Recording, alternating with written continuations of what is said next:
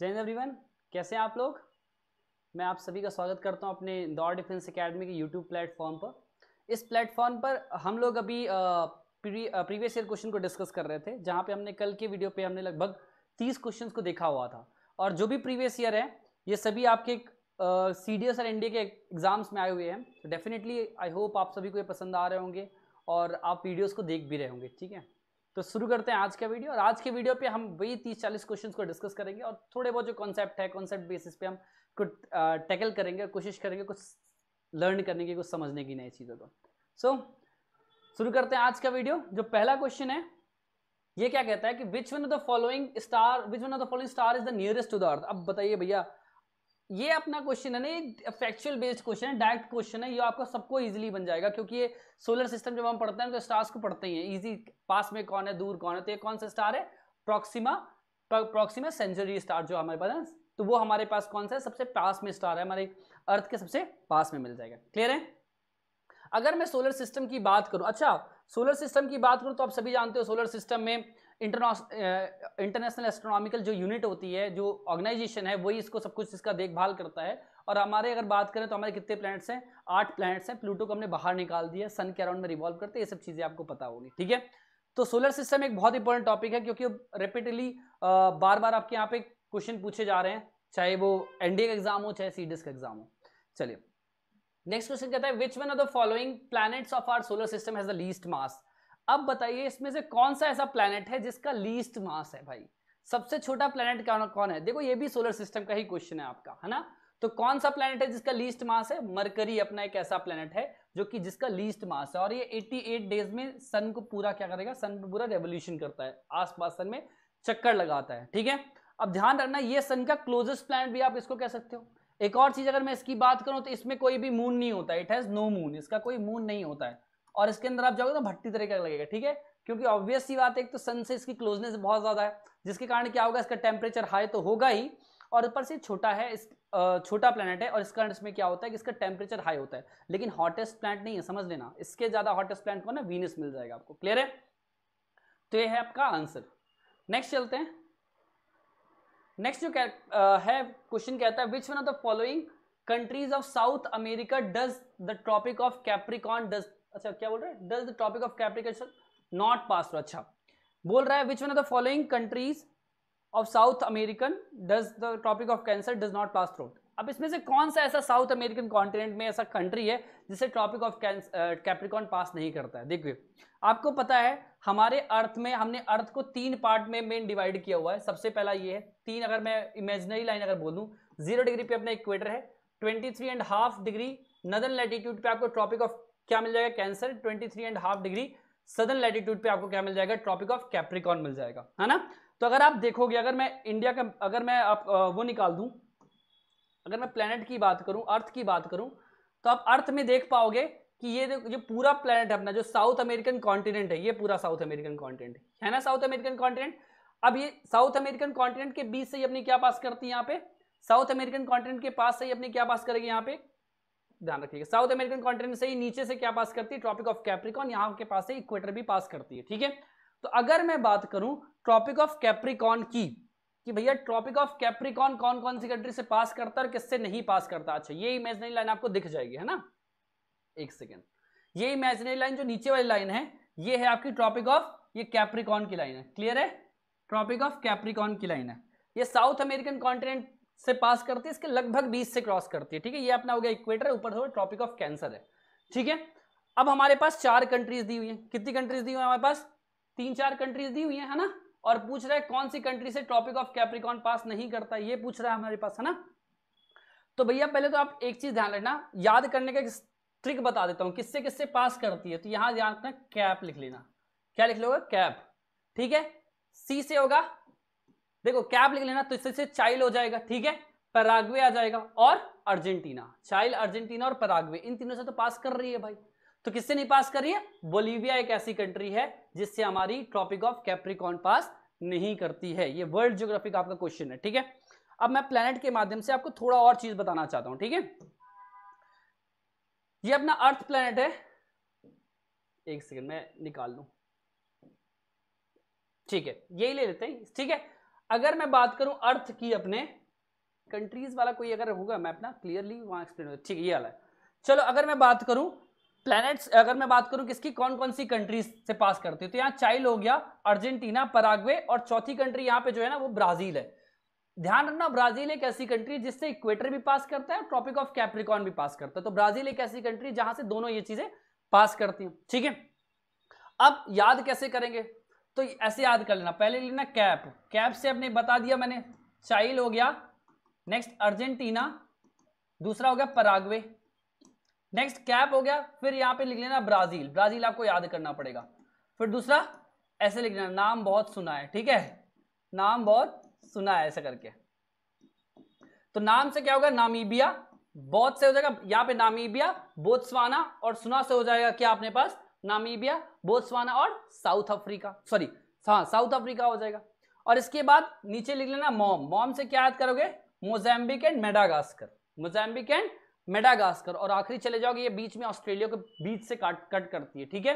तो ध्यान रखना, अगर हमें याद करना है, अगर मैं याद करने की ट्रिक बताऊं कि कौन कौन सी ऐसी कंट्री है जहां से हमारा कौन पास करता है, कौन कौन सी ऐसी कंट्री है, एक सेकेंड, कौन कौन सी ऐसी कंट्री है जहां से हमारी ट्रॉपिक ऑफ कैप्रिकॉर्न पास करती है, अगर आपसे ये क्वेश्चन पूछे तो आप सीधे ले लेना, पहले कैप लिख लेना एक जगह पे, तो कैप वो जगह है, मतलब अगर साउथ अमेरिकन कॉन्टिनेंट में जाओगे तो ये 3 कंट्रीज ऐसी हैं जहां से पास करती है कौन सी अपनी रेस, कौन सी पास करती है, ट्रॉपिक ऑफ कैप्रिकॉर्न पास करती है, और कैप से हो गया चिली, अर्जेंटीना एंड पराग्वे, ठीक है। नेक्स्ट कंट्री मैंने क्या बताई थी, ब्राजील, नेक्स्ट कंट्री क्या बताई थी, ब्राजील बताई थी।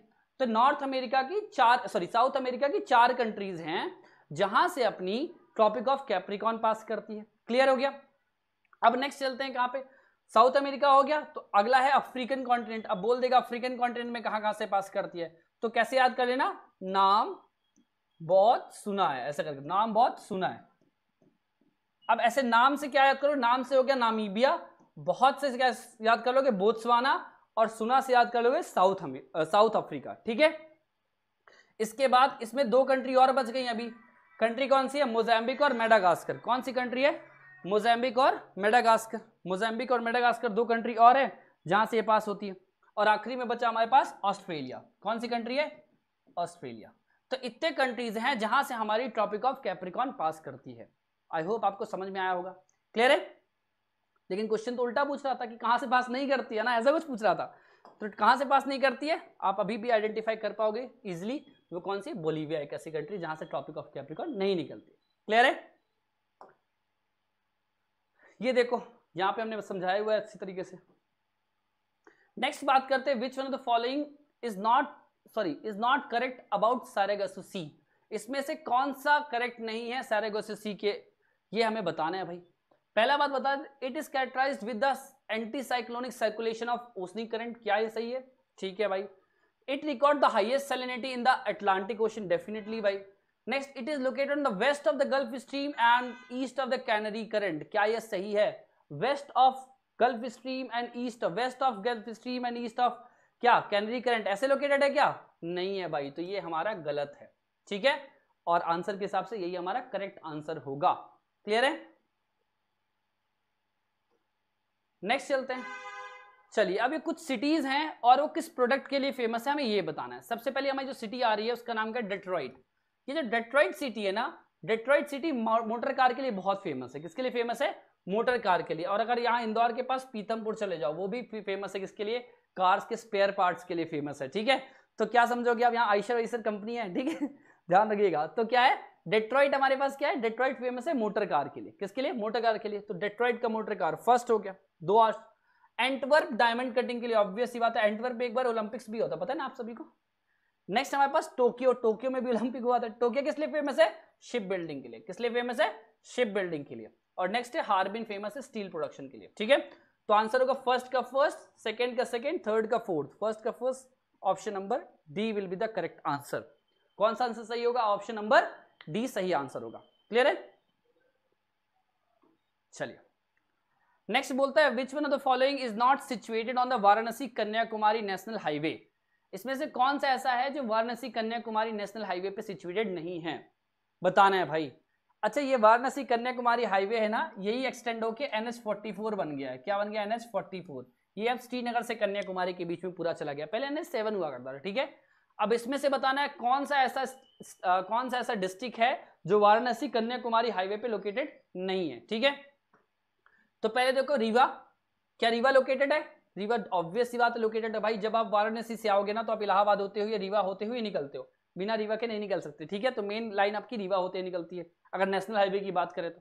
दूसरा कटनी भी रीवा के ही सीधे लाइन पे कटनी बनता है, यहीं पे जबलपुर पड़ता है, तो क्या नहीं लोकेटेड है? सतना नहीं लोकेटेड है। सतना अपने NH75 पे है। कहाँ है सतना? NH75 पे है, ठीक है। अब नया इसको कुछ और नाम हो गया होगा, लेकिन पुराना इसका NH75 था। क्लियर है? NH75 पे अपना सतना लोकेटेड है, ठीक है। और ये चारों अपने MP में हैं, ठीक है। नेक्स्ट चलते हैं, atmospheric condition are well governed by humidity, which one of the following में बेस्ट डिफाइन द ह्यूमिडिटी। क्या बोल रहा है? बोलता है कि जो एटमॉस्फेरिक कंडीशंस होती हैं हमारी वो ह्यूमिडिटी से वेल गवर्न्ड होती है, ह्यूमिडिटी के कारण ही होती है। इसमें से कौन सी कंडीशन ऐसी है जो ह्यूमिडिटी को क्लियरली एक्सप्लेन कर रही है? ह्यूमिडिटी क्या है, सीधी बात ये पूछ रहा है ना। तो बोल रहा है form of suspended water droplet caused by condensation. क्या ये है? क्या नहीं भाई, ये तो थोड़ी है, ह्यूमिडिटी की डेफिनेशन ये थोड़ी होती है। दूसरा डिपॉजिट्स ऑफ एटमॉस्फेरिक मॉइस्चर, नहीं। तीसरा almost microscopically small drops of water condensed form and suspended in the air, नहीं। तो क्या होगा? The moisture content in the atmosphere at a particular place in time. समझ लेना, ह्यूमिडिटी किसको कहते हैं? किसी एक पर्टिकुलर प्लेस पे किसी एक पर्टिकुलर टाइम पे जो मॉइस्चर कंटेंट प्रेजेंट है उसी को हम क्या कहते हैं? उसकी ह्यूमिडिटी कह देते हैं। क्या कह देते हैं? ह्यूमिडिटी कह देते हैं। अब ह्यूमिडिटी एक बहुत इंपॉर्टेंट टॉपिक है, क्योंकि इसके जस्ट बाद आपको 3-4 चीजें मिल जाती हैं। क्लाउड्स होगा, कंडेंसेशन होगा, प्रेसिपिटेशन होगा, बहुत सारी चीजें मिलती हैं। तो सबसे पहले ह्यूमिडिटी के बारे में थोड़ा जान लेते हैं यार। ह्यूमिडिटी क्या होता है कि किसी भी एक पर्टिकुलर प्लेस में किसी एक पर्टिकुलर टाइम में मॉइस्चर कंटेंट कितना प्रेजेंट है उसी को हम उसकी ह्यूमिडिटी कह देते हैं। क्लियर है? अब ह्यूमिडिटी को हम 3 तरीके से डिटरमाइन करते हैं। एक होता है एब्सोल्यूट ह्यूमिडिटी। कौन सी होती है? एक एब्सोल्यूट ह्यूमिडिटी होती है, दूसरी होती है हमारे पास रिलेटिव ह्यूमिडिटी, और तीसरी हमारे पास क्या होती है? तीसरी हमारे पास होती है एब्सोल्यूट ह्यूमिडिटी हो गई, रिलेटिव ह्यूमिडिटी हो गई, और तीसरी हो गई स्पेसिफिक ह्यूमिडिटी, ठीक है। 3 तरीके की ह्यूमिडिटी हमको देखने को मिल जाती है। अगर मैं ह्यूमिडिटी की बात करूं, हमको 3 तरीके की ह्यूमिडिटी यहां पे देखने को, तो 3 तरीके की हमारे पास ह्यूमिडिटी हमको मिल गई है, ठीक है। अब ह्यूमिडिटी में तीनों तरीके में क्या समझते हैं? सबसे पहले आता है एब्सोल्यूट ह्यूमिडिटी। क्या आती है सबसे पहले? एब्सोल्यूट ह्यूमिडिटी आती है। एब्सोल्यूट ह्यूमिडिटी क्या होती है? अगर मैं ह्यूमिडिटी को किस में कन्वर्ट करूं, अगर मास अपॉन वॉल्यूम पे अगर मैं ह्यूमिडिटी को मेजर करता हूं, ठीक है, मास अपॉन वॉल्यूम पे ह्यूमिडिटी को मेजर करता हूं, उसमें हम क्या कहते हैं? एब्सोल्यूट ह्यूमिडिटी कह देते हैं। डेफिनेटली टेम्परेचर का इंपैक्ट इस पे पड़ेगा, ठीक है। दूसरा होती है रिलेटिव ह्यूमिडिटी, जो रिलेशन बताती है अमाउंट ऑफ वाटर वेपर जो अभी प्रेजेंट है और अमाउंट ऑफ वाटर वेपर जो maximum amount of water vapour या मॉइस्चर कंटेंट वो होल्ड कर सकती है, ये इसका रिलेटिव ह्यूमिडिटी कहलाती है। इसको हम हमेशा परसेंटेज में लिखते हैं। किस में लिखते हैं? परसेंटेज में। और जब ये 100% हो जाती है, इसी को हम कहते हैं सैचुरेटेड स्टेट हो जाती है। कौन सी स्टेट हो जाएगी? सैचुरेटेड स्टेट हो जाएगी, ठीक है। थर्ड जो पार्ट होगा स्पेसिफिक ह्यूमिडिटी, जब हम मास अपॉन मास में ही करते हैं, ठीक है, मास अपॉन मास में ही करते हैं, तो उसको हम क्या कह देते हैं? Specific humidity. और ध्यान रखना, अगर हमें ह्यूमिडिटी को मेजर करना है तो ज्यादातर हम स्पेसिफिक का यूज करते हैं, क्योंकि ज्यादा स्टेबल होती है ना। हमने टेम्परेचर चेंज किया, एब्सोल्यूट चेंज हो जाएगा, ऑब्वियस सी बात है ना, डाटा चेंज हो जाएगा। तो ध्यान रखिएगा, ह्यूमिडिटी को हम इन तीनों चीजों से मेजर करते हैं। बाकी ह्यूमिडिटी का और पूरा जो वीडियो है क्लाउड्स का, वो वीडियो आपके चैनल पे ही मिल जाएगा, आपको 1-2 दिन में अपलोड हो जाएगा। हमने अभी पूरा शूट किया हुआ था, जिसमें पूरी तरीके से इसको बताया हुआ है कि ह्यूमिडिटी क्या होती है, कंडेंसेशन क्या है, प्रेसिपिटेशन क्या है, क्लाउड्स कैसे होते हैं, फॉर्मेशन कैसे होता है, कौन से रेन ब्रीदिंग क्लाउड्स होते हैं, हर एक चीज आपको पूरी तरीके से एक्सप्लेन मिल जाएगी वीडियो में, ठीक है। नेक्स्ट चलते हैं अपने पास। अब नेक्स्ट क्वेश्चन में आपको लेक दिया हुआ है, बहुत सारी है ना, लेक्स दी हुई हैं, और ये बोल रहा है कि भैया बताओ कौन सी लेक कौन से टाइप की लेक है ना, यही बोल रहा है। पहला बोलता है कौन सी लेक है, पहला है हमारे पास। अच्छा, हम एलिमिनेशन से करते हैं इसको, ठीक है। पता है नहीं पता है इससे मतलब नहीं है, एलिमिनेशन से शुरू करते हैं। सबसे पहले हमारे पास लूनर लेक आती है। सबको पता है लूनर लेक हमारी एक क्रेटर लेक है। कौन सी लेक है भैया? ये क्रेटर लेक है। तो 2 ऑप्शन तो एलिमिनेट हो गए, लूनर लेक हमारे पास क्रेटर लेक है। अब इससे सेकंड वाला हमारे पास एक और क्लियर हो गया भाई, गोना हमारे पास क्या हो जाएगी? सॉरी, फर्स्ट का आंसर थर्ड होगा। इससे हमको एक चीज और क्लियर हो गया कि भीमताल हमारी टेक्टोनिक लेक है। भीमताल कौन सी लेक? हमारी टेक्टोनिक लेक है ना। तो ये 2, अब हमारे पास 2 ऑप्शन बचे हुए, इन दोनों में से एक राइट चूज करना है। तो समझना, अस्तमुडी वेम्बनाड हमने ये लेक पढ़ी हुई है, कैसी लेक है? ये लैगून लेक है। कैसी लेक है? ये लैगून लेक है। कैसी लेक है? लैगून लेक है। तो अस्तमुडी इज अ लैगून लेक। तो बी का होगा 1, बी का 1, option number A will be the right answer. ठीक है, अगर आपको एलिमिनेशन मेथड से करना है तो उसके थ्रू भी आप क्वेश्चन को कर सकते हो ना, इजीली हो जाते हैं। ठीक है, नेक्स्ट क्वेश्चन क्या बोलता है भाई, which of the following statements are correct, इसमें से कौन सा स्टेटमेंट करेक्ट है भाई, पढ़ते हैं स्टेटमेंट क्या दी हुई है ना, फिर तो बताएंगे करेक्ट कौन सा है। पहला स्टेटमेंट कहता है Himalayan rivers have their origin in the snow covered areas and hence are dry in the winter season. क्या ड्राई हो जाती है विंटर सीजन में? आप गंगा रिवर चले जाओ, क्या गंगा रिवर आपको ड्राई दिखती है? नहीं दिखती भाई, गंगा रिवर में तो पानी ऑब्वियस सी बात रहता है, पैरेलल रिवर है ना, हमेशा पानी रहता है। तो ये स्टेटमेंट तो गलत है, जहां जहां 1 लिखा है उसको काट दो, ऑब्वियस सी बात है ना, ये गलत है। नेक्स्ट स्टेटमेंट कहता है rivers of peninsular plateau have reached their maturity, obvious सी बात है, हाँ ये मैच्योरिटी को पहुंच चुके हैं, they have reached their maturity, है ना, पुरानी रिवर मैच्योरिटी पहुंच चुकी है। सेकंड स्टेटमेंट सही है। Himalayan reverse depict all the 3 stages in the normal cycle of erosion, क्या सभी डिपिक्ट करती हैं? सभी नहीं भाई, सभी नहीं करती, इसलिए option number 2 will be the right answer. अब ध्यान रखिएगा कि जो हिमालयन रिवर है वो अभी मैच्योर नहीं है, मैच्योरिटी में पहुंच रही है। ठीक है, नेक्स्ट चलते हैं। नेक्स्ट हमारे पास आता है स्टेट्स बताना है, आइडेंटिफिकेशन करना है, ये मैपिंग बेस्ड क्वेश्चन है ना, और करिएगा, आई होप आप कर पाओगे इसको ना, पहले जल्दी से आप कर लीजिए फिर मैं करता हूं, उसको करवाता हूं। चलिए, एक बार आप पूछा भी गया था, ये जो स्टेट है ना ये कंफ्यूजन करता है भैया ना, ये कौन सा स्टेट है? मिजोरम है अपना, कौन सा स्टेट है? मिजोरम है, ये बड़ा कंफ्यूजन करता है। एक बार पेपर में पूछ लिया था कि स्टेट का आइडेंटिफाई करिए, और बोल दिया था यहाँ से टॉपिक ऑफ कैंसर पास करती है, और बोलता है ये एक ऐसा स्टेट है जो बांग्लादेश और म्यांमार दोनों से बॉर्डर शेयर करता है। ठीक है, तो चलिए शुरू करते हैं। पहला जो हमारे पास है, ये जो स्टेट है हमारे पास, ये त्रिपुरा। कौन सा स्टेट है ये? त्रिपुरा। नंबरिंग समझ में नहीं आ रही है, इसका नंबर क्या है, ऐसा लिख लेते हैं कि ये 1 है, ये 2 है, ये 3 है और ये 4 है, ऐसा मान लेते हैं, ऐसा लिया हुआ। ठीक है, अपने हिसाब से मान लेते हैं और उसके हिसाब से मैचिंग कर देंगे। ठीक है, आइडेंटिफाई करना यार, इसमें नंबर थोड़ा सा नहीं दिया होगा, आप इमेज फट रही है, कोई दिक्कत नहीं है ना, हम नंबर अपने हिसाब से डिसाइड कर लेते हैं। ये हमारे पास 1 हो गया, ये हमारे पास 2 हो गया, ये हमारे पास 3 हो गया, ये हमारे पास 4 हो गया। ठीक है, आई होप यही नंबर दिया हो। ठीक है, चलिए शुरू करते हैं। पहला स्टेट हमारे पास है त्रिपुरा। त्रिपुरा कौन सा स्टेट है? 3rd नंबर का। त्रिपुरा कौन सा स्टेट है? 3rd नंबर का। दूसरा है मिजोरम। मिजोरम भैया है हमारे 4 नंबर के। नेक्स्ट है नागालैंड। नागालैंड भैया ये आ गए, और Manipur. Manipur is 2nd। Manipur is 2nd दिया क्या? यही है क्या नंबर? 3 3 4। ठीक है, option number D will be the right answer. तुक्का लगाया था, सही हो गया ना। अपन ने जो नंबर लिखा था, कैसे लिखा था, अपने हिसाब से लिखा था, सही लेकर बैठ गया वो। ठीक है, चलिए नेक्स्ट चलते हैं।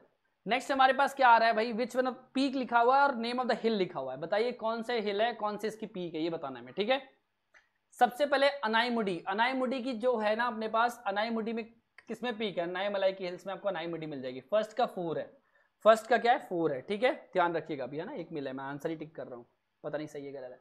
नेक्स्ट हमारे पास है दोदा बेटा। कौन सी है? दोडा बेटा। दोडा बेटा किसकी? अच्छा चलो, इसको अभी नहीं पता हमको। धूपगढ़ पता है ना, धूपगढ़ क्या है हमारे पास? धूपगढ़ की चोटी कहाँ मिलती है? वो कुछ चीजें हैं जो एलिमिनेट कर लो। धूपगढ़ की चोटी हमारे पास कहाँ मिलती है? सतपुड़ा में हमको धूपगढ़ की चोटी मिलती है। दोदा बेटा कहाँ मिलेगी? नीलगिरी में मिल जाएगी। और गुरु शिखर हमको अरावली में मिल जाएगी। कहाँ मिल जाएगी? गुरु शिखर अरावली में। तो पहला फर्स्ट का आंसर 4 होगा, फर्स्ट का 4 हो गया। सेकंड का फर्स्ट है, सेकंड का फर्स्ट है, थर्ड का सेकंड है, थर्ड का सेकंड है, सेकंड का थर्ड है। Option number C will be the right answer. ठीक है, समझ में आ गया? ये सब पीक्स हैं, हाईएस्ट पीक्स हैं उसके। ठीक है, ध्यान रखिएगा। नेक्स्ट चलते हैं। Coral reefs are not found in which one of the following regions. इसमें से कौन सा ऐसा रीजन है जहां पे आपको कोरल्स का डिपोजिशन नहीं मिलता है? कोरल का डिपोजिशन कहां नहीं होगा बताना है आपको। ठीक है, कोरल्स बड़े इंपॉर्टेंट हैं, जूजेंथली एल्गी के साथ ये क्या कहते हैं, रिलेशन शो करते हैं ना। बताइए, चलिए अगर मैं देखूं तो हमारे पास 4 चीज। लक्षद्वीप आइलैंड, ये भैया पूरा आइलैंड ही कोरल से बनके मिलके बना हुआ है ना, ध्यान रखना। गल्फ ऑफ कच्छ, ऑब्वियस सी बात है, गल्फ ऑफ कच्छ में भी मिलेगा। गल्फ ऑफ मन्नार में भी कोरल का डिपोजिशन आपको मिलेगा। कहां नहीं मिलेगा? गल्फ ऑफ कैम्बे या गल्फ ऑफ खंबात में आपको कोरल का डिपोजिशन नहीं मिलेगा। ठीक है,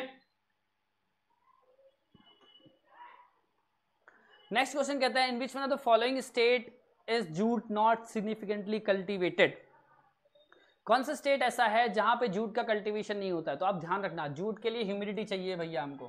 क्या चाहिए? ह्यूमिडिटी चाहिए। दूसरा बारिश भी चाहिए। क्या चाहिए? बारिश होनी चाहिए वहां पे। अगर बारिश नहीं हो रही है और ह्यूमिडिटी कम है तो समझ लेना कि आपको जूट का प्रोडक्शन कम होगा वहां पे। ठीक है, पहली बात तो क्या असम में तो होता है भाई, वेस्ट बंगाल में भी होता है, उड़ीसा में भी होता है, कहां नहीं होता है? आंध्र प्रदेश में। तो Andhra Pradesh is the right answer. Andhra Pradesh में जूट का प्रोडक्शन तो होता है, बहुत कम कल्टीवेट होता है या तो नहीं होता है, ठीक है, क्योंकि वो कंडीशन सेटिस्फाइड नहीं होती है। Which one of the following Indian state has no international boundaries? ऐसी कौन सी स्टेट है जिसके पास इंटरनेशनल बाउंड्री नहीं है, बताना है, ठीक है। क्या? बिहार। बिहार भाई देख लो, बिहार ऊपर जाके टच हो रहा है अपना ना, बिहार में इंटरनेशनल बॉडी शेयर करती है। छत्तीसगढ़, उत्तराखंड या मेघालय? अब मेघालय चले जाओ, मेघालय भी करता है, ठीक है, बांग्लादेश से ही करता है यार। उत्तराखंड चले जाओ, उत्तराखंड भी करता है, तो कौन सा नहीं करता है? छत्तीसगढ़। छत्तीसगढ़ एक ऐसा स्टेट है जो लैंडलॉक्ड स्टेट है, जिसका कोई भी बाउंड्री जो है, स्टेट बाउंड्री इंटरनेशनल बाउंड्री से टच नहीं करती है, ध्यान रखिएगा। मध्य प्रदेश भी आएगा उसमें, है ना। नेक्स्ट चलते हैं, which one of the following is not correct regarding South India? अब साउथ इंडिया से रिगार्डिंग कौन सा करेक्ट नहीं है ये बताना है हमें भाई, ठीक है। Which one of the following is not correct regarding South India? पहली बात तो diurnal range of temperature less, क्या ये सही है? सही है भाई।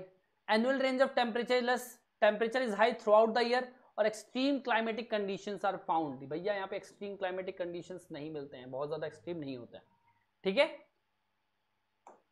नेक्स्ट जो क्वेश्चन आ रहा है अपने पास, which one of the following regions is an important supplier of citrus food? इसमें से कौन सा एक ऐसा रीजन है जो सिट्रस फूड का अच्छा सप्लायर है, बढ़िया सप्लाई करता है भाई, बोलता है सिट्रस फूड, है ना।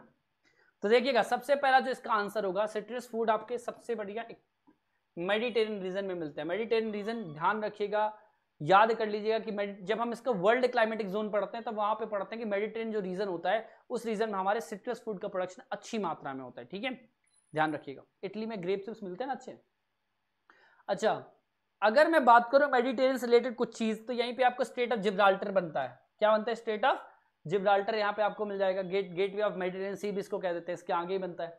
मेडिटेरियन सी के बात करें अगर हम मेडिटेरियन रीजन में, तो दो कॉन्टिनेंट को डिवाइड करता है, अफ्रीका और यूरोप को, ये तो आप सभी को पता है। मेडिटेरियन रीजन से ही वेस्टर्न डिस्टर्बेंस निकल के आता है। क्या निकल के आता है? ये वेस्टर्न डिस्टर्बेंस जो भारत में आता है, डिस्टर्बेंस, वेस्टर्न डिस्टर्बेंस किसके कारण आता है? मेडिटेरियन के कारण ही, मेडिटेरियन से ही निकल के वेस्टर्न डिस्टर्बेंस भारत की तरफ आता है, और बाकी जो काम होता है ना वेस्टर्न डिस्टर्बेंस को भारत तक लाने का, वो विंड्स कर देती है, ठीक है। और बाकी क्या कहते हैं इसको, वेस्टर्लीज लेके आ जाती है इसको भारत में, ठीक है, ध्यान रखिएगा। नेक्स्ट जो क्वेश्चन आता है, which one of the following was not a part of the strategies followed by the government of India to increase the food grain production in India immediately after? ये वर्ड ध्यान रखिएगा, immediately after independence बोल रहा है कि भारत आजाद हुआ, आज आजाद हुआ, कल से हमने शुरू कर दिया भाई, खेतीबाड़ी में ध्यान दे लो, है ना, तुमसे पहले यही सब आता है ना। तो शुरुआत में हमारे पास टेक्नोलॉजी वगैरह तो थी नहीं, तो खेतीबाड़ी थी बड़ा सोर्स ऑफ इनकम, है ना। तो बोला कि इसमें से कौन सा ऐसा चीज है जो हमने शुरुआत में ही नहीं चालू किया था, थोड़ा टाइम लेके चालू किया था। ध्यान रखना, पहला क्या, intensification of cropping over already cultivated land. Obvious से हमने इंटेंसिफाइड कर दिया था यार, क्योंकि यार खाने के लिए बहुत लोग थे ना, पॉपुलेशन तो थी, तो हमने इंटेंसिफाई कर दिया, तो कोई उसमें नहीं। Next, increasing cultivable area by bringing cultivable and fallow land through, बिल्कुल ये भी सही है। Next, using high yielding variety of HYV seeds, ये आंसर सही है। हमने HYV सीड्स का 1956 के बाद हमने इसको शुरू किया, और HYV सीड्स हमने बाद में इसको इंट्रोडक्शन किया कि भैया 56-60 के लगभग हमने इसको इंट्रोडक्शन किया, इसलिए HYV सीड हमारा आंसर सही है। क्लियर है। नेक्स्ट बोलता है, which of the following is the west flowing river? अब देखो रिवर के बारे में, ड्रेनेज पैटर्न है, बताना है कौन सा हमारा वेस्ट फ्लोइंग रिवर है, ठीक है। अगर मैं शुरुआत करूं, हमारे पास भारत में ज्यादातर जो रिवर्स हैं, अगर मैं पैरेलल यहां चला जाऊं साउथ इंडिया पे, तो अगर मैं पेनिनसुलर प्लेट्यू पे जाऊं और सबसे ज्यादा देखूं कि रिवर्स कहां फ्लो हो रही हैं, तो सब यहां पे हमको वेस्टर्न घाट मिलेगा जिसका स्लोप हायर होगा, या नीचे ईस्टर्न घाट मिलेगा जिसका स्लोप लोअर होगा, जिसके कारण रिवर्स पूरी कहां फ्लो करेंगी, रुक जाओ दूसरे कलर से बना देता हूं, जिसके कारण जो हमारी पूरी रिवर्स है ना, वो कहां फ्लो करेंगी, ये हमारी वेस्ट टू ईस्ट फ्लो कर रही है। कैसी फ्लो कर रही है? वेस्ट टू ईस्ट फ्लो कर रही है ना ज्यादातर रिवर। लेकिन इसमें क्वेश्चन क्या बोल रहा है कि भैया बताइए कौन से ऐसी रिवर है जो कि वेस्ट फ्लोइंग रिवर सॉरी बताइए कौन सी ऐसी रिवर है जो कि वेस्ट फ्लो कर रही है, हमें ये पूछ रहा है, बताइए। देखो अगर मैं महानदी की बात करूं तो महानदी अपनी यहां से निकलती छत्तीसगढ़ के पास से और यहां फ्लो करती है, तो ये भी कौन सी, वेस्ट टू ईस्ट फ्लो करती है। गोदावरी रिवर नासिक के पास से निकलती है और जाके सीधा ये फ्लो करती है ना, तो ये भी इस वर्ड। कृष्णा रिवर भी सेम, ठीक है, त्र्यंबकेश्वर नासिक के पास से निकलती है और ये कहां फ्लो करती है, उल्टा डायरेक्शन में फ्लो करती है। तो कौन सी रिवर, नर्मदा रिवर है भैया, नर्मदा रिवर है जो कि अपने अमरकंटक से निकलती है और फ्लो करते हुए जो गल्फ ऑफ खंबात में जाके ड्रेन हो जाती है। तो नर्मदा रिवर हमारी है जो कि वेस्ट फ्लोइंग रिवर है, उल्टा फ्लो करती है। क्लियर है? ड्रेनेज पैटर्न याद करना है, नर्मदा रिवर क्या है, गोदावरी रिवर कहाँ है, कैसे है, सब कुछ पढ़ाया हुआ। अगर आप चाहते हो ऐसा कोई वीडियो आए पूरा ड्रेनेज सिस्टम का, भारत के इंडिया के पूरे ड्रेनेज सिस्टम का, so comment in the comment box, definitely will try to make the video of the same. ठीक है, नेक्स्ट चलते हैं। Which of the following is not a tributary of the river Luni. Luni river की tributary कौन सी नहीं है भैया? पुष्कर के आसपास से लूनी रिवर निकलती है, अजमेर पुष्कर के आसपास से निकलती है रिवर और जाके कहां पे, गल्फ ऑफ कच्छ पे जाके ड्रेन होती है रिवर। इसकी ट्रिब्यूटरी कौन सी नहीं है? तो भैया बनस, जवाई, सुखनी और खारी रिवर। कौन सी रिवर की ट्रिब्यूटरी नहीं बताइए भैया? बनस रिवर की ट्रिब्यूटरी नहीं है जहां तक मेरे, हाँ बनस रिवर की ट्रिब्यूटरी नहीं है, ध्यान रखिएगा। समझ में आया? चलिए next, which of the following union territory of India shares the shortest length of national highway. अच्छा, इसमें से कौन सा ऐसा यूनियन टेरिटरी है भारत का जिसमें shortest length of national highway मिलेगा? तो ये तो एकदम फैक्चुअल डाटा है। चंडीगढ़ ऐसा स्टेट है, चंडीगढ़ ऐसा यूनियन टेरिटरी है जिसमें सिर्फ 14 किलोमीटर की नेशनल हाईवे आपको देखने मिलेंगी। ध्यान रखिएगा, इसलिए shortest length of national highway आपको चंडीगढ़ में मिलेगी। कहां मिलेगी? चंडीगढ़ में। क्लियर है? नेक्स्ट रिवर कहता है इन 2000, क्या लिखा हुआ है, इफ इट इज 12 o'clock, अच्छा ये गलत लिखा हुआ है कहीं से, if it is 12 o'clock Noon in the India on which meridian will it be 7 AM of the same day. कहां पे 7 AM होगा? अच्छा, इसके लिए आपको दो चीजों का समझ में आना चाहिए कि हमारा 15 डिग्री सेल्सियस हम मूव करेंगे ना तो हमारा 1 घंटा बढ़ जाएगा, 15 डिग्री सेल्सियस मूव करेंगे तो हमारा 1 घंटा इंक्रीज हो जाएगा। ये ध्यान रखिएगा आप, ठीक है। अब 12 बज गया है, दोपहर का 12 बज गया है और 7 बजाना है हमें, मतलब पीछे जाना है ना, पीछे जाना है। और इंडिया की अगर मैं बात करूं, इंडिया कितने डिग्री लैटिट्यूड, 82.5 पे है। कहां पे अभी? 82.5 पे है। यहां पे 12 बजे हुए हैं, ठीक है। और यहां से हमें कितना लेके जाना है? 5 घंटा पीछे लेके जाना है। कितना लेके जाना है? 5 घंटा। 7, 8, 9, 10, 11, 12, 5 घंटा। तो कितना हो जाएगा? कितना हो जाएगा बताइए आप? 5 घंटा पीछे लेके जाना है तो 75 हो जाएगा। 15 से 75 डिग्री हमें पीछे लेके जाना होगा। 75 डिग्री जब हम पीछे लेके जाएंगे तो हमें क्या मिल जाएगा? 7.5 डिग्री ईस्टर्न लैटिट्यूड मिल जाएगा। क्लियर है? ध्यान रखिएगा, क्या हमें दो चीजों का पता होना चाहिए जब हम टाइम को कैलकुलेट करते हैं विथ रिस्पेक्ट टू वर्ल्ड, या कैसे भी कैलकुलेट करते हैं, तो हमें दो चीजों का ध्यान रखना होता है। पहली बात तो ये कि 15 डिग्री सेल्सियस अगर हम रोटेट कर रहे हैं, अगर हम 15 डिग्री सेल्सियस आगे 15 डिग्री बढ़ रहे, डिग्री सेल्सियस बोल रहा हूँ, 15 डिग्री का हम आगे आ रहे हैं तो हमारे पास क्या निकल के आ रहा है? 1 घंटा हमारा इंक्रीज हो रहा है। कितना इंक्रीज हो रहा है? 1 घंटा इंक्रीज हो रहा है। हमें इतना तो पता है ना? क्लियर है? कोई डाउट ही नहीं।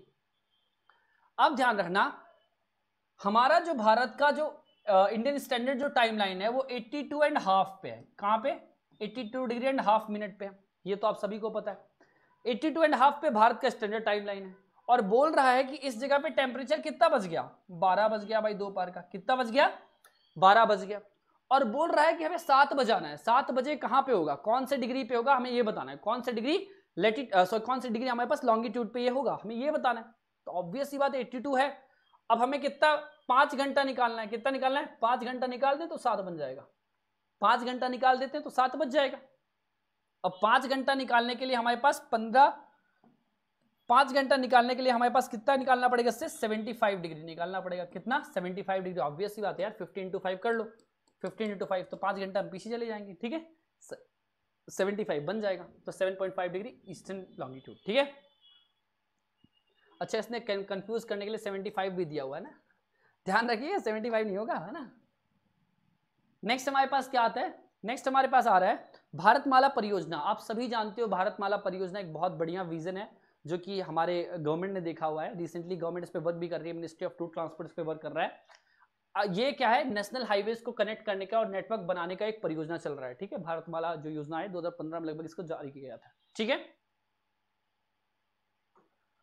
नेक्स्ट जो आता है natural vegetation which covers the maximum geographical area of India is. अच्छा, इसमें से कौन सा नेचुरल वेजिटेशन है जो ज्यादा जियोग्राफिकल एरिया कवर किया हो? बता दो भाई। अब सभी जानते हो कौन सा है, ट्रॉपिकल डेसिडियस फॉरेस्ट है। ये बहुत, डेसिडियस भी दो तरीके से divided, moist deciduous and dry deciduous forest. तो अगर मैं डेसिडियस की बात करूंगा तो सबसे ज्यादा एरिया हमारे पास डेसिडियस एरिया का है। क्लियर है? ये ट्रॉपिकल एवरग्रीन फॉरेस्ट तो कुछ रीजन में मिलेगा ना, जहां वेस्टर्न घाट हो जाएगा, ठीक है, सुंदरबन डेल्टा में मिल जाएगा, तीसरा वो नॉर्थ ईस्टर्न कुछ स्टेट हो जाएंगे, वहां पे मिलेगा सिर्फ ये ट्रॉपिकल एवरग्रीन फॉरेस्ट। ठीक है, थॉर्नी फॉरेस्ट आपको देखना है तो ये चले जाओ, आप कहाँ चले जाओ, राजस्थान चले जाओ। कहाँ चले जाओ इसके लिए? राजस्थान चले जाओ। कुछ पार्ट कहाँ चले जाओ? पंजाब के नीचे वाले पार्ट में, और कुछ चले जाओ आप गुजरात के भी कुछ पार्ट में, और आपको मिल जाएगा हरियाणा के कुछ पार्ट में। तो ये 3-4 जगह ही मिलता है ये। ठीक है, और माउंटेन फॉरेस्ट आपको पहाड़ों में मिलता है। ठीक है, आई होप समझ में आया होगा। नेक्स्ट जो क्वेश्चन है हमारे पास वो क्या कहता है, match the following according to the list. List के हिसाब से मैच करना है भैया। लिस्ट बोलता है क्या लिखा हुआ है उसके हिसाब से मैच करना है। प्लेस है और पोर्ट है, ध्यान रखना, प्लेस या पोर्ट है उसका फीचर लिखा हुआ है क्या कहते हैं, है ना, ये ध्यान रखना है। अगर हमारे पास सबसे पहली बात हम करते हैं मुंबई पोर्ट की बात करते हैं, मुंबई पोर्ट, मुंबई पोर्ट की बात करो या विशाखापट्टनम की बात करो या चेन्नई पोर्ट की बात करो या कोची पोर्ट की बात करो, तो हमें सबसे पहले पता है कोची पोर्ट को क्वीन ऑफ द अरेबियन सी कहते हैं। क्या कहते हैं? क्वीन ऑफ द अरेबियन सी। तो फोर्थ का आंसर 1 होगा, ये तो हमें पता चल गया है। क्या है? फोर्थ का आंसर 1 होगा। इससे हमारा एक चीज और एलिमिनेट हो गया, क्या कि Mumbai biggest port of India है, ये तो हमें पता भी था। क्या है? ठीक है, मुंबई क्या है? बिगेस्ट पोर्ट ऑफ इंडिया है। 2 हमका ऑप्शन बन गए। अब हमें बताना विशाखापट्टनम और चेन्नई के बारे में। तो विशाखापट्टनम की बात करूं तो ये लैंड लॉक्ड पोर्ट है। कैसा पोर्ट है? लैंड लॉक्ड पोर्ट है। और चेन्नई की बात करूं तो ये oldest port of the eastern coast का ओल्डेस्ट पोर्ट है। ठीक है, तो ध्यान रखिएगा विशाखापट्टनम का 3rd है, option number B will be the right answer. Visakhapatnam के बारे में एक कहते हैं इसको डॉल्फिन नोज पोर्ट भी कहते हैं। क्या कहते हैं? डॉल्फिन नोज पोर्ट कहते हैं। इसको सेफेस्ट पोर्ट भी कहते हैं। क्या कहते हैं? Safest port. ऑब्वियस ही बात है यार, अगर यहाँ पे अब टाइड वाइड आएगा ना तो क्या होगा, थोड़ा सा बचा लेगा, क्योंकि लैंडलॉक कंट्री, लैंडलॉक्ड ये पोर्ट बना हुआ है, ये सेफेस्ट पोर्ट भी है। ठीक है, यहाँ पे अभी एक एक्सरसाइज भी हुई है, मालाबार एक्सरसाइज हुई है। कौन सी एक्सरसाइज हुई है? अभी रिसेंटली यहाँ पे एक एक्सरसाइज भी हुई है। ठीक है, मिलिट्री एक्सरसाइज। नेक्स्ट बात करते हैं according to the Indian meteorological department which of the following is the feature of the cloud burst. Cloud burst हो रहा है भाई, है ना, बादल फट रहा है, तो क्या क्या कंडीशन हो सकते हैं बादल फटने की? पहली condition heavy precipitation in the short period of time. Definitely होगा यार, बादल फटेगा तो हैवी प्रेसिपिटेशन होगा, पानी ऐसे गिरे जैसे बाल्टी से कोई गिरा रहा पानी। ठीक है, it generally occurs during the monsoon period and triggers flash flood and landslide. Obvious सी बात है यार, जहां पे हैवी रेनफॉल होगा, अगर पहाड़ों में ये चीज होगा तो लैंडस्लाइड तो होगा ही, और फ्लैश फ्लड भी लेके आएगा। तो both 1 and 2 will be the right answer. Clear है? पहाड़ों में अधिकतर आपको क्लाउड बर्स्ट की फिनोमेनन देखने मिल जाते हैं। नेक्स्ट जो क्वेश्चन आता है, which one of the following best describes the lithosphere. इसमें से कौन सा ऐसा है जो लिथोस्फीयर को डिस्क्राइब करता है? बताइए, लिथोस्फीयर को कौन सा डिस्क्राइब कर रहा है? लिथोस्फीयर हमें कहाँ मिलता है? अच्छा, लिथोस्फीयर के आसपास ही से जनरेशन होता है किसका? एक वॉल्केनिक एक्टिविटीज का कि अर्थक्वेक एक्टिविटीज का? हमने पढ़ाया हुआ है ना, जब इंटीरियर ऑफ द अर्थ हम इसी चैनल पे पढ़ रहे थे तो हमने उसको पढ़ा हुआ है कि लिथोस्फीयर से हमारे क्या जनरेट होती है। तो अर्थक्वेक और सिस्मिक वेव्स हमारी वहीं से निकल के आती हैं। ठीक है, थोड़ा सॉलिड पार्ट में होता है। लिथोस्फीयर की बात करें तो ये होगा क्रस्ट का, क्रस्ट मेंटल कोर। तो क्रस्ट का कौन सा part? Crust and upper mantle part. ठीक है, crust and upper mantle part में आपको लिथोस्फेरिक रीजन देखने को मिल जाएगा, और बहुत सारी एक्टिविटीज मिलती है भाई यहाँ पे, है ना। नेक्स्ट क्वेश्चन कहता है, which one of the following countries has the maximum time difference from Greenwich mean time. Greenwich mean time से सबसे ज्यादा मैक्सिमम टाइम डिफरेंस कहाँ का होगा? सेम है, वही टाइम का क्वेश्चन है, जीएमटी। जीएमटी जो लंदन के पास से पास करती है ना, लंदन के आसपास से, ठीक है, जीएमटी। अब उससे कौन सी कंट्री ऐसी है जिसका सबसे ज्यादा टाइम डिफरेंस होगा? क्या वो इंडिया है, नेपाल है, श्रीलंका या भूटान है? अब आप समझो, होना तो इंडिया चाहिए, है ना, क्योंकि इंडिया की अगर मैं बात करूं, अगर मैं आईएसटी को हटा दूं तो इंडिया की खुद टाइम जोन में 2 घंटे का फर्क है। कितना है? 68 से लेकर 97 तक चले जाओ, खुद 2 घंटे का फर्क है इंडिया के टाइम जोन में। ठीक है, लेकिन क्या है, इंडिया ने एक स्टैंडर्ड टाइमलाइन ले लिया है। क्या लिया? आईएसटी ले लिया, इंडियन स्टैंडर्ड टाइमलाइन ले लिया, जो कि 82.5 पे है। कहाँ? 82.5 पे है। मतलब क्या है, भारत जो इलाहाबाद के आसपास से होकर गुजरती, नैनी इलाहाबाद के आसपास से होकर गुजरती। ठीक है, तो आप एक चीज तो समझ गए, सॉरी नैनी इलाहाबाद बोल रहे, मिर्जापुर के आसपास से होकर गुजरती है। ठीक है, तो आपने एक चीज जीएमटी से एक चीज तो समझ गए भैया कि ये जो जीएमटी है ग्रीनविच मीन टाइम से, अब इंडिया तो हो नहीं सकता, क्योंकि इंडिया टाइमलाइन जो गुजरात में था वही टाइमलाइन आपको अरुणाचल प्रदेश में देखने मिलेगा। ठीक है, तो ये तो है नहीं, तो इंडिया कट गया। दूसरा नेपाल जस्ट उसके ऊपर है, तो नेपाल भी नहीं है। श्रीलंका नहीं है, तो भूटान एक ऐसी कंट्री है जिसका इन चारों कंट्रीज में से देखा जाए तो ग्रीनविच मीन टाइम से थोड़ा ज्यादा टाइम देखने को मिल जाएगा। चलो, आप एक दिन क्या कर रहे थे, एक दिन न्यूज देख रहे थे और आपने सुना कि ये कोई प्लेस है जिसके बारे में आपने कभी सुना नहीं है, कभी देखा नहीं है, आपने बस टीवी में देख लिया, ठीक है। और अब उस जो प्लेस है उसको आपको मैप में लोकेट करना है। कहाँ लोकेट करना है? मैप में लोकेट करना है। तो क्या नेसेसरी चीजें होंगी जो आपको किसी प्लेस को आइडेंटिफाई करने के लिए जरूरी होंगी, ठीक है। तो किसी भी प्लेस को आइडेंटिफाई करने के लिए आपको दो चीजें पता होगी, है ना। एक लैटिट्यूड क्या है, कौन से लैटिट्यूड में बसा हुआ है भाई, और दूसरा उसका लॉन्गिट्यूड क्या है। अगर हमें लैटिट्यूड और लॉन्गिट्यूड पता चल जाए तो definitely we will be able to identify कि भैया इन दोनों से हमारे पास प्लेस का आइडेंटिफिकेशन हो जाएगा। क्लियर है? समझ में आ गया? चलिए, snow, sleet and hail are the form of, जब मैंने बोला ना कंडेंसेशन के बाद है, स्नो, स्लीट एंड हेल किसका फॉर्म है भैया? तो ये प्रेसिपिटेशन का पार्ट है, ये सब बारिश की एक तरीका है, ठीक है। स्नोफॉल होता है, स्लीट होता है और हेल स्टॉर्म भी आपको देखने को मिल जाता है, तो ये बारिश का एक तरीका है, ठीक है। जो नेक्स्ट और last question I think so आज का है, weathering, mass wasting, erosion and transportation are indicators of which one of the following process. इसमें से चार प्रोसेसेस हैं और चारों में से किसका, ये चारों weathering, mass wasting, erosion and transportation किसका एक टाइप है, ठीक है, कौन से प्रोसेस में आता है। तो ये सभी आपको डेन्यूडेशन की प्रोसेस में आपको देखने मिलेगा। जब हम डेन्यूडेशन देखते हैं उसमें ही उसके ये कंपोनेंट्स है जिसमें वेदरिंग होता है, मास वेस्टिंग होता है, ठीक है, इरोजन वगैरह हमें देखने को मिल जाता है, ठीक है। तो ये थे हमारे कुछ प्रीवियस ईयर क्वेश्चंस जो हमने सॉल्व किए, लगभग 50-60 क्वेश्चन हमने यहाँ पे सॉल्व किए हुए हैं जो कि आपके पेपर में प्रीवियसली आए हुए थे। आई होप आपने ये सभी क्वेश्चंस को मेरे साथ अटेंड किया होगा और वीडियोस आपको समझ में आ रहे होंगे। अगर आपके दिमाग में कोई भी डाउट है इन क्वेश्चंस को लेके या कोई भी क्वेश्चन को लेके तो आप कमेंट सेक्शन पे लिख सकते हो, हम उसका डेफिनेटली रिप्लाई करेंगे, ठीक है। मिलते हैं अगले वीडियो में कुछ नए कॉन्सेप्ट के साथ, तब तक थैंक यू, जय हिंद।